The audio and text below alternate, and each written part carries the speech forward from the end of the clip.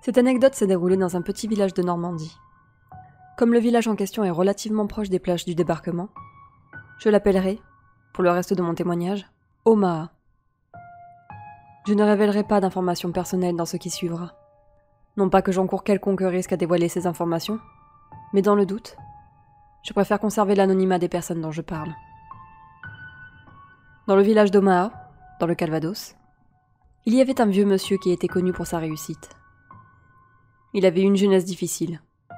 Il était né dans une famille pauvre, la Seconde Guerre mondiale avait marqué son enfance, et sa famille était régulièrement frappée par des malheurs. Quand il eut atteint l'âge de 16 ans, cet homme se saisit de toutes les opportunités qui se présentèrent à lui, et travailla durement, année après année, pour nourrir sa famille. Ses efforts finirent par payer. Bien plus tard, ses enfants bénéficièrent d'une très bonne situation, et ne manquèrent de rien. Son histoire est évidemment plus compliquée que ça, mais pas besoin de la raconter dans les moindres détails. Disons simplement que, quand on entend le nom de cet homme, la première pensée qui nous vient à l'esprit est celle d'une personne courageuse, avec beaucoup de mérite, qui a tout construit de ses mains et inspire un profond respect. Cette belle histoire allait néanmoins connaître un dénouement étrange. Aujourd'hui encore, les amis de ce monsieur n'évoquent que rarement cette anecdote, de peur qu'elle ternisse son image, en le dépeignant comme une personne folle. Après la mort de cet homme, cet enfant devait se répartir son héritage. Selon les termes stipulés dans son testament, écrit quelques mois avant son décès, le contenu de ce testament n'a pas été rendu public. Mais des individus indiscrets ont fait fuiter suffisamment d'informations pour se faire une idée de ce qui était écrit. Certains détails pourraient avoir été déformés par un effet de téléphone arabe. Dans un premier temps, le monsieur écrivait qu'il avait honte d'avoir rendu sa réussite visible. Lui qui avait grandi dans l'humilité, il avait la sensation d'être devenu involontairement hautain, en osant porter quotidiennement des vêtements élégants, en osant rouler dans des belles voitures, ou en ne cachant pas son goût pour les restaurants chics. Il s'excusait auprès de Dieu pour son manque de modestie. Ensuite, il aurait écrit ne vouloir léguer qu'une toute petite partie de sa richesse à ses enfants, et aurait demandé qu'on dilapide le reste, sinon la totalité du magot. Cette demande surprenante, le défunt l'explique en disant que, contrairement à ce qu'il a laissé penser pendant des années, il n'a aucun mérite. Tout cet argent ne serait pas de l'argent sale selon ses dires, mais de l'argent maudit. Dans ce qui va suivre, les explications deviennent abracadabrantes. Alors qu'il avait 11 ans, et que 2 de ses frères étaient déjà morts à la naissance, il aurait contracté la tuberculose, dont il aurait dû mourir.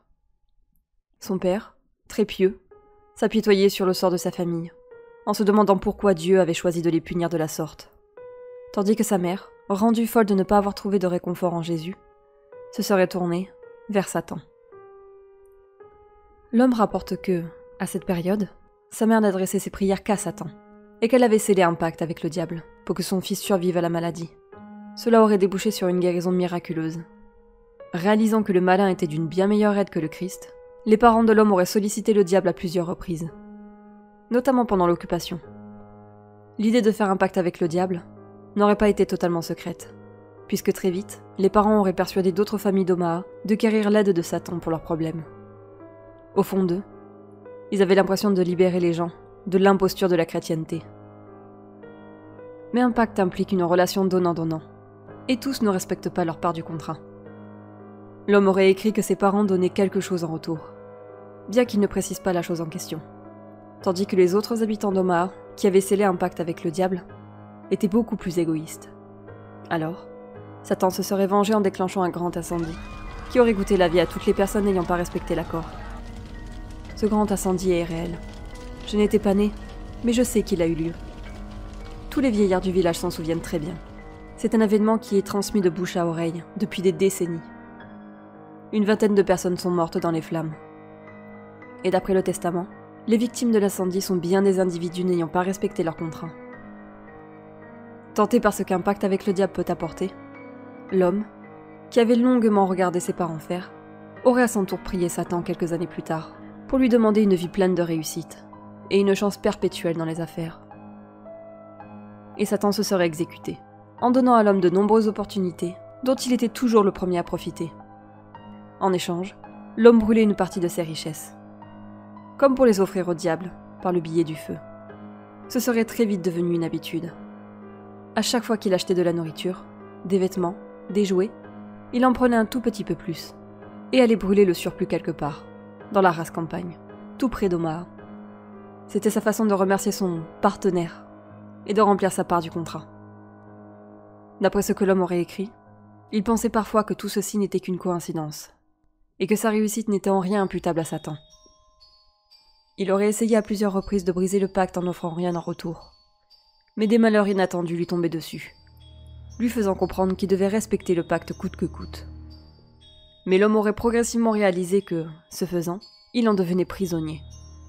Tandis que ses richesses s'accumulaient, et qu'il devenait au fil des années un père de famille comblé avec une situation confortable, il sentait qu'elle était précaire. Ce que l'homme allait brûler dans la rase campagne, ce n'était pas ce que désirait Satan. Le malin voulait probablement l'âme de ce monsieur, et ses offrandes matérielles n'étaient qu'un acompte, qui ne le satisfaisait que temporairement. C'est du moins ce que l'homme comprit. Car d'après le contenu supposé de son testament, le diable ne s'est jamais manifesté physiquement devant lui. Espérant que Satan le lâcherait si les cadeaux avaient une valeur humaine, l'homme commença à repousser les limites du raisonnable. Il aurait forcé sa femme à avorter, pour sacrifier l'âme du fœtus. Il aurait provoqué un accident de voiture, qu'il aurait réussi à faire passer pour un acte involontaire, en tentant en vain de causer des morts dont Satan pourrait prendre l'âme. Rien n'y fit. Quand il ne donnait pas une grosse part du gâteau à la bête, des malheurs lui tombaient dessus. Signe que Satan en voulait, encore et toujours à son âme. La détresse de l'homme atteignait alors son paroxysme. Il pensait que s'il ne trouvait pas un moyen de rassasier Satan, son âme serait emportée en enfer. Cette obsession l'avait poussé à commettre des méfaits de plus en plus impardonnables. L'homme aurait finalement avoué, dans son testament, être à l'origine du meurtre d'une joggeuse dans la région, dans les années 80. Il espérait, en tuant cette femme, qu'il ne connaissait même pas, et qu'il avait quasiment choisi au hasard, que Satan serait satisfait, et qu'il le laisserait tranquille. Cette affaire de meurtre est réelle, mais jusqu'à présent, elle restait non élucidée. Et on aurait été très, très loin de s'imaginer que cet homme-là puisse être l'auteur d'un crime aussi sordide. À partir de ce moment, personne ne sait si ce passage du testament devait être pris au sérieux, ou si l'homme avait perdu la boule. Réalisant à quel point il était devenu un monstre, le monsieur aurait alors fait machine arrière, et serait devenu un fervent chrétien, cherchant à tout prix à se libérer de l'emprise du diable, et à obtenir sa rédemption. Dans son testament parsemé d'excuses envers Dieu, il répète constamment qu'il regrette d'avoir bâti toute sa vie en commerçant avec le diable, et dit vouloir se racheter à tout prix, pour tout le mal qu'il a fait. Il aurait ordonné à ses descendants de détruire tous ses biens, ce qui ne fut pas fait. Les 10 descendants ne prenant pas le testament de leur père au sérieux. Évidemment, on est en droit de remettre en question la véracité des anecdotes reportées par le défunt, car personne n'avait entendu pareille histoire avant la lecture du testament.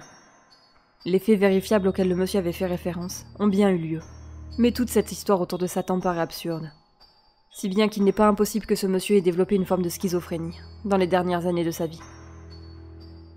Et pourtant, 3 éléments font penser qu'il y a une part de réel dans cette histoire. Premièrement, on a trouvé dans une plaine d'Omaha une petite zone où l'herbe ne pousse plus. On jurerait que le gazon a été brûlé. Mais le plus troublant, c'est la présence de résidus de billets partiellement brûlés à cet endroit précis. On peut penser que c'est là que l'homme sacrifiait une partie de ses biens à Satan. Deuxièmement, tous ceux qui fréquentaient l'homme s'accordaient à dire qu'il avait l'air parfaitement lucide jusqu'à la fin de sa vie. On en viendrait même à penser que cette histoire de testament n'est qu'une blague de mauvais goût de la part d'un homme à l'esprit décidément unique. Enfin, un dernier détail, et pas des moindres. Il y a quelques années, un long moment après la mort de cet homme, lors d'une réunion de famille entre ses descendants, un incendie s'est déclaré dans la salle des fêtes où avait lieu le repas.